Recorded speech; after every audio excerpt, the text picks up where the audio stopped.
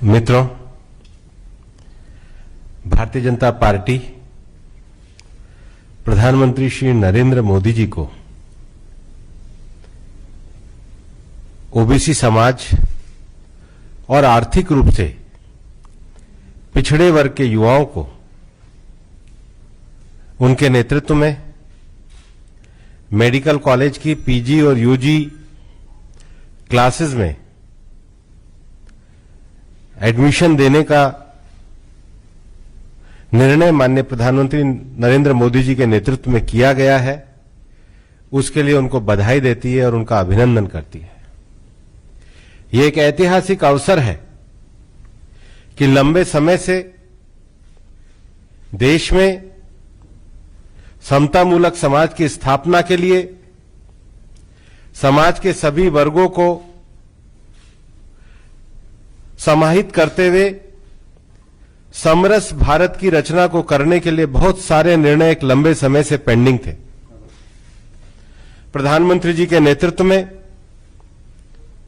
उनको पूरा करके सरकार ने सामाजिक समरसता का, समतामूलक समाज का और सभी वर्गों की भागीदारी को सुनिश्चित करने के जो संवैधानिक दायित्व उनको पूर्ण करने का प्रयास किया है। हम ये भी जानते हैं कि पिछड़ा वर्ग का जो आयोग था उसको संवैधानिक आयोग देने की मांग एक लंबे समय से पेंडिंग पड़ी थी। यूपीए सरकार के 10 साल निकल गए लेकिन उसको संवैधानिक आयोग का दर्जा नहीं दिया गया। माननीय प्रधानमंत्री जी के नेतृत्व में पिछड़ा वर्ग आयोग को संवैधानिक आयोग का दर्जा दिया गया। देश में एक लंबे समय से इस बात की भी मांग पेंडिंग थी कि जो सामान्य समाज के जो गरीब लोग हैं, आर्थिक रूप से जो कमजोर हैं, उनको भी संवैधानिक आरक्षण दिया जाए और इस विषय को भी माननीय प्रधानमंत्री जी के नेतृत्व में 10% आरक्षण आर्थिक रूप से कमजोर सामान्य वर्ग के लोगों को दिया गया। भारत के संविधान में जो सामाजिक, आर्थिक और राजनीतिक न्याय की संकल्पना है उसको पूरा करने का काम माननीय प्रधानमंत्री जी के नेतृत्व में किया गया और इसीलिए मेडिकल कॉलेज में भी ओबीसी समाज के 27% और आर्थिक रूप से पिछड़े वर्ग के विद्यार्थियों के लिए भी 10% आरक्षण की बात की गई। और इस बात को कहते हुए भी संतोष होता है कि माननीय प्रधानमंत्री जी के नेतृत्व में जो हमारी जिस प्रकार से ये सरकार चली है, उस सरकार के अंतर्गत पिछले भी ट्रिपल तलाक का अधिकार दिया गया। ये सब विषय भारत में एक लंबे समय से सामाजिक दृष्टि से, आर्थिक दृष्टि से कमजोर वर्ग के लोग जिस प्रकार से शासन में भागीदारी के साथ साथ विकास के मार्ग पर बढ़ना चाहते थे, सबका साथ, सबका विकास और सबका विश्वास की नीति को लेते हुए सरकार ने दृढ़ता के साथ उस पर कदम उठाए हैं। आज भले ही कांग्रेस कुछ भी कहे, लेकिन कांग्रेस का इतिहास इस बात को दर्शाता है कि कांग्रेस ने 1950 से लेकर 1977 तक, जब वो 74 तक वो पूरे देश के शासन में रहे और उसके बाद भी पिछड़ा वर्ग आयोग को, चाहे काका कालेलकर की रिपोर्ट हो, चाहे मंडल आयोग की रिपोर्ट हो, उसको लागू नहीं किया। कांग्रेस ने कभी भी आर्थिक रूप से सामान्य समाज वर्ग के जो लोग हैं उनको समाज की मुख्य धारा में आगे बढ़ाने के लिए उनके लिए भी किसी प्रकार की नीति को लागू नहीं किया गया। और इतना ही नहीं, मैं तो ये कहना चाहूंगा कि ये कांग्रेस के संसदीय परंपरा के आचरण पर एक धब्बा लगाने जैसा प्रश्न चिन्ह है कि जब पहली बार देश के मंत्रिमंडल में माननीय प्रधानमंत्री जी के नेतृत्व में एक बड़ी संख्या में ओबीसी समाज के लोग, दलित समाज के लोग, ट्राइबल समाज के लोग, सामान्य समाज के लोग और सबसे बड़ी संख्या में महिला वर्ग इस मंत्रिमंडल में जब आए और संसद के सामने जब उनका परिचय कराना था, तो कांग्रेस ने अपने दुर्भाग्यपूर्ण आचरण से, संसदीय परंपरा की मर्यादाहीनता के आचरण से उन महिलाओं का परिचय भी नहीं होने दिया।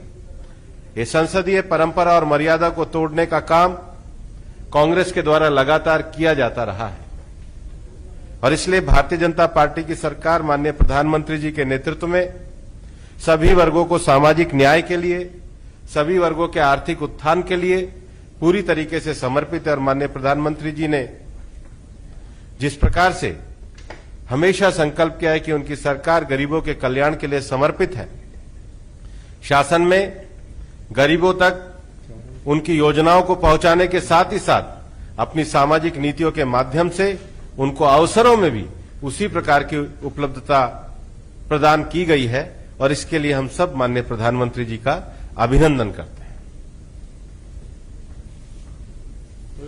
विकास सर, ये महाराष्ट्र मिला है, इसका विरोध विरोधी पार्टियां नहीं कर पा रही हैं, लेकिन उनका आरोप भी जरूर है कि उत्तर प्रदेश विधानसभा चुनाव को देखते हुए ओबीसी वोट को साधने के लिए मोदी सरकार ने अब ये फैसला किया है। जो विरोध करने वाली पार्टियां हैं उनको मैं पूछना चाहता हूं कि जो कल तक सामाजिक न्याय के नाम पर लड़ाई लड़ते थे, क्या उनका समाज केवल उनके परिवार तक सीमित हो गया? क्या उनकी राजनीति उनके परिवार तक सीमित हो गई है? और मैं तो इनको ये कहना भी चाहता हूं, मैं तो उस संसदीय समिति का अध्यक्ष भी रहा हूं जिसमें ओबीसी वर्ग को संवैधानिक आयोग देने की बात की गई थी। उनकी क्या भूमिका है? और मैं कांग्रेस से भी पूछना चाहता हूं कि कांग्रेस बताए तो सही उनकी भूमिका क्या रही है। उनके शासनकाल में कहां वो रह रहे थे जब दो ओबीसी कमीशन की रिपोर्ट आई और उन्होंने लागू नहीं की।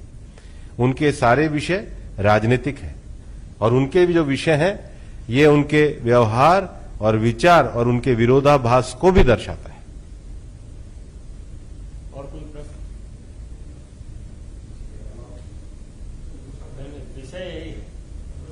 इस विषय पर कोई सवाल पूछना चाहता हूँ कि लगातार उत्तर प्रदेश चुनाव से पहले लगातार ब्राह्मण समाज को पालने की कोशिश की जा रही है, मुस्लिम समाज को पालने की कोशिश की जा रही है और विपक्षी पार्टियों द्वारा ये आरोप लगाया जा रहा है कि योगी आदित्यनाथ ने पूरे समाज को जाति के आधार पर बांट दिया है। हम सबका साथ, सबका विकास और सबका विश्वास की राजनीति को लेकर के आगे बढ़ते हैं। हमारी सरकार के द्वारा गरीब कल्याण के लिए चलाई गई नीति, हमारी सरकार के द्वारा विभिन्न प्रकार के नीतिगत लिए गए निर्णय इस बात को दर्शाते हैं कि सरकार पूरी तरीके से समाज में सबका साथ, सबका विकास और सबका विश्वास के लिए समर्पित सरकार है।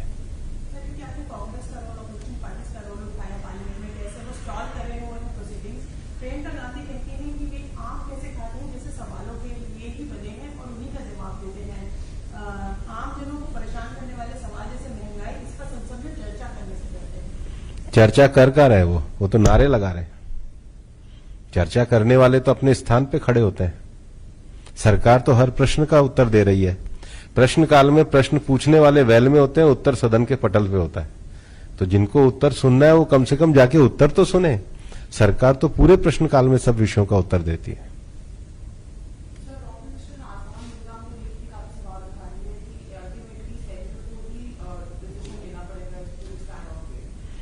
सरकार पूरी तरीके से सभी विषयों के लिए संवेदनशील है।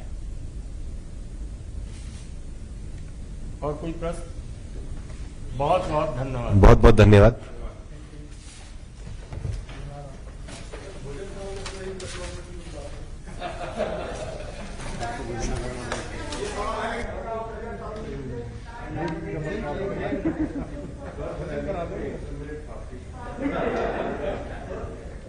आपने 10 बजे